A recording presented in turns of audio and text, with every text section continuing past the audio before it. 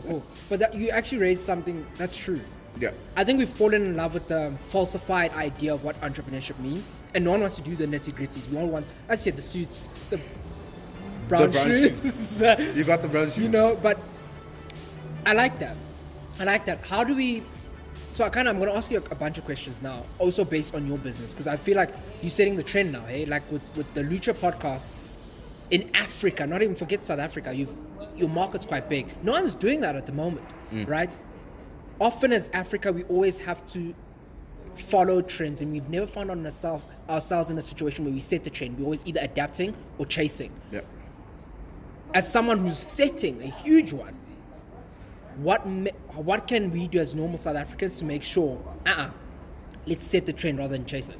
So I really like that compliment and I appreciate it. Yeah. But it's bullshit, unfortunately.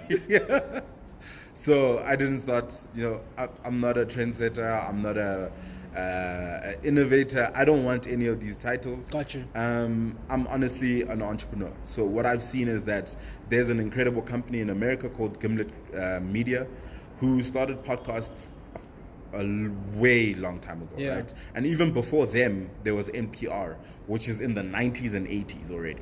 So podcasts aren't like this new thing that people think they are. Got you. They're very new from a consumer's perspective, but they're not new from a creator's perspective. People have been making this content and making it available.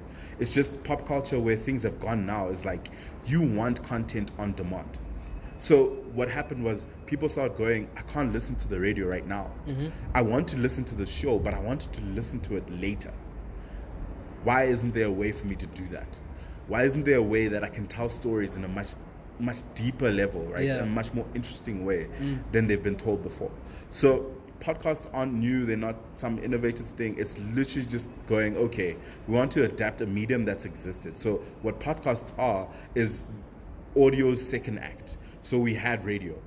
Radio went the way it went. And the massive spend in radio is insane, right? So you've got, I forgot the numbers now, but it's an insane sized industry.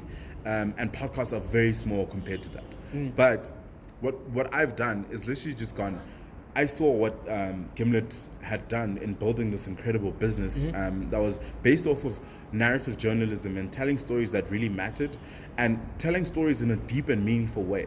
So the content that you listen from them is like insane. It takes you through a learning experience. It takes you through an emotional experience. It takes you through so much more than just I'm listening to something. I'm listening to something because I care about it.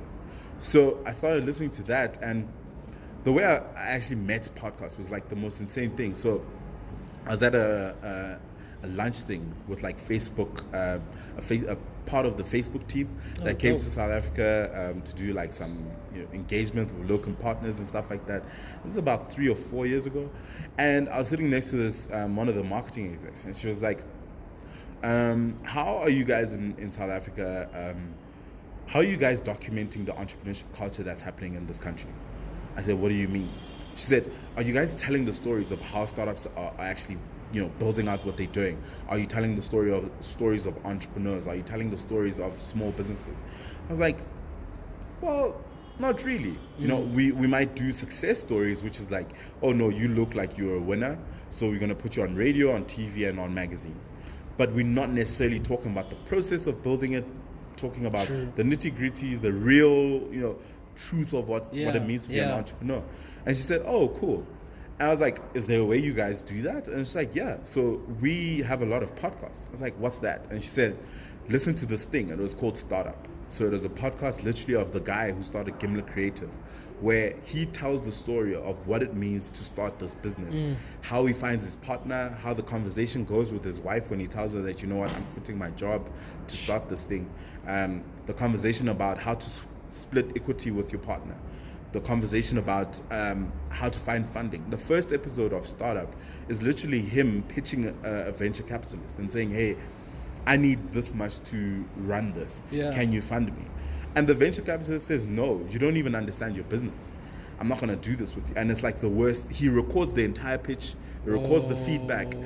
That was the most incredible experience of my life, because I was like, I've lived some of these experiences, but I've never ever seen someone tell the story of entrepreneurship in Africa this way.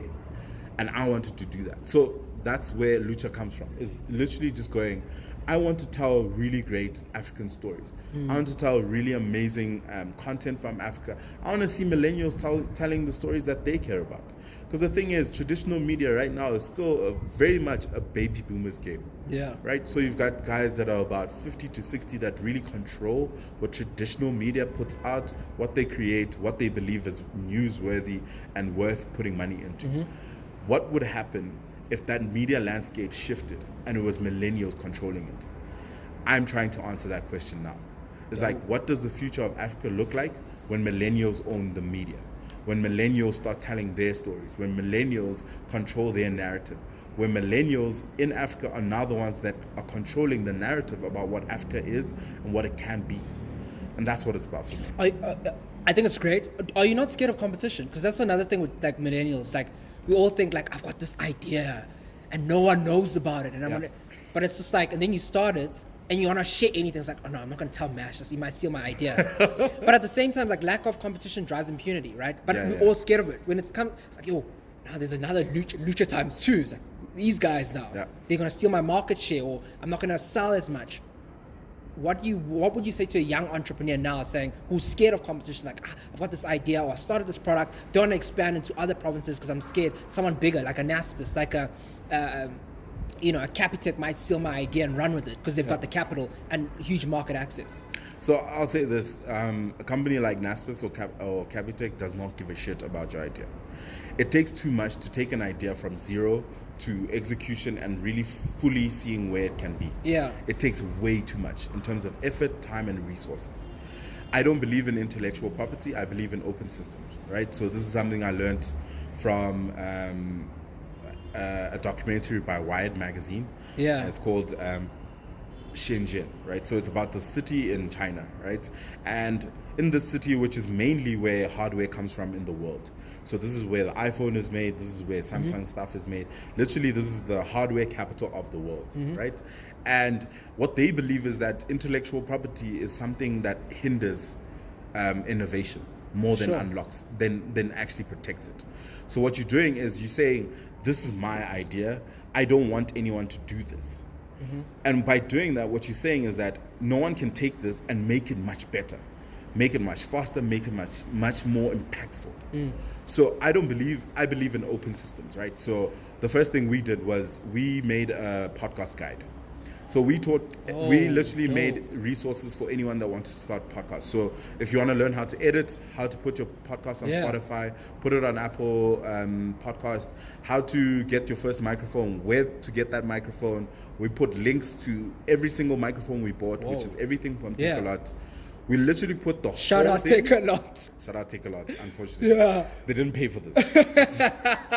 But so we put out that guide mainly because I believe in open systems. So what open systems for me means is that I believe that holding on to things actually hurts innovation and creativity. I want to see more podcasts in South Africa. I want to see more podcasts across Africa. So if I can enable more people to start podcasts, that is more impactful to me than being the number one podcaster. Because at the end of the day, the guy that's number one, if he learned from me, then he has to say that at some point and say, hey, shout out Mash. Shout out Mash. Because, not even Mash, LUTCHA, right? LUTCHA, so, second to that is that, I don't think of competition the same way. I don't compete on the same metrics. So we actually built a library for every single podcast we could find that's made in Africa or made by Africans. So this library is about 100, huge. I saw it. 100 podcasts. Huge. And the main reason we built it was because we were like, we want more people to find African podcasts. We want to make sure that when someone says, you know what, I've never listened to podcasts, I want to listen to a podcast, the first thing we want to say is go to lucha.com and go to the library. Because what you're going to find is people that look like you, people that think like you, people that go through the experiences you go through. Find the one that fits what you care about, what matters to you, and listen to it.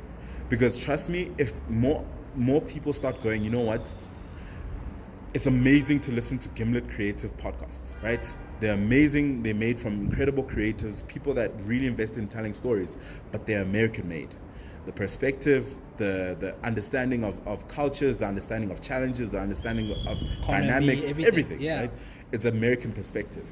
But imagine if there's way more Africans, right, that are doing this, and Africans are owning their stories, and it's not just like waiting until American Vice, an American Complex, an American Hype Beast decides, you know what, let's try and see what's happening in South Africa, and then they come, spend 2 days here, take And their then- videos, go back, and then decide what the story is, what the narrative is. Yeah.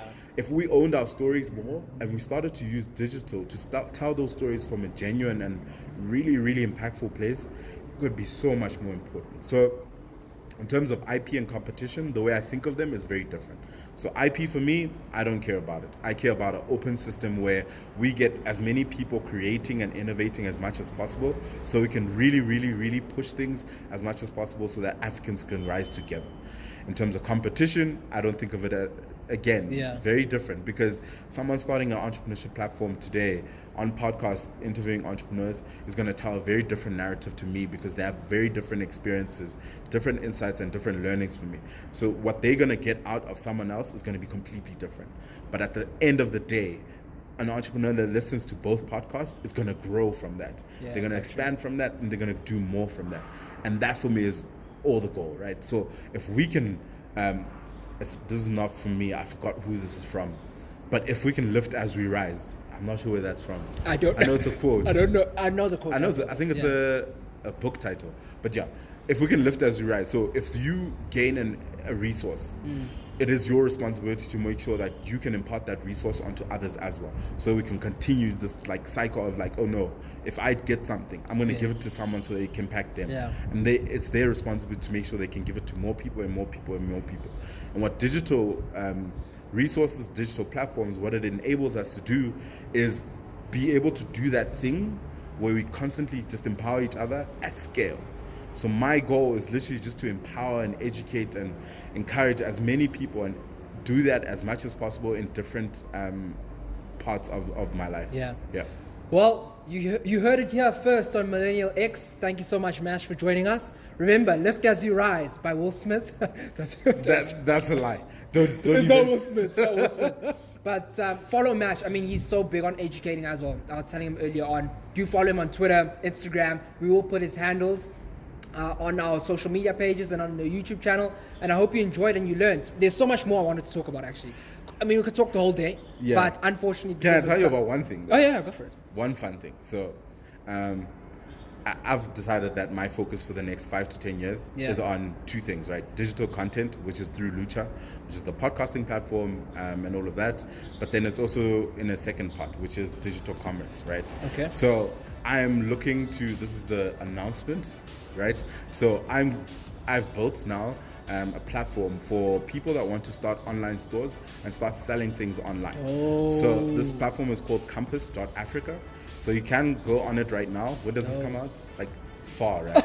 Because the launch is end of August. We'll do that for you. We'll launch it. That's fine. You can do it anytime. Okay, It's fine. cool. So Compass.Africa, it already exists. It's already built. And what it is a platform to enable as many people as possible to start participating in the digital economy through e-commerce. And yeah, you can keep checking out the podcast through LUTCHA as well. We're just going to keep building and enabling, empowering, educating as much as possible so we can really, really get to a great place as Africans where we're actually building this continent ourselves and owning our narrative, owning our stories, owning our commerce, and really, really owning the ecosystem as well. Cool. Own our story and own Africa.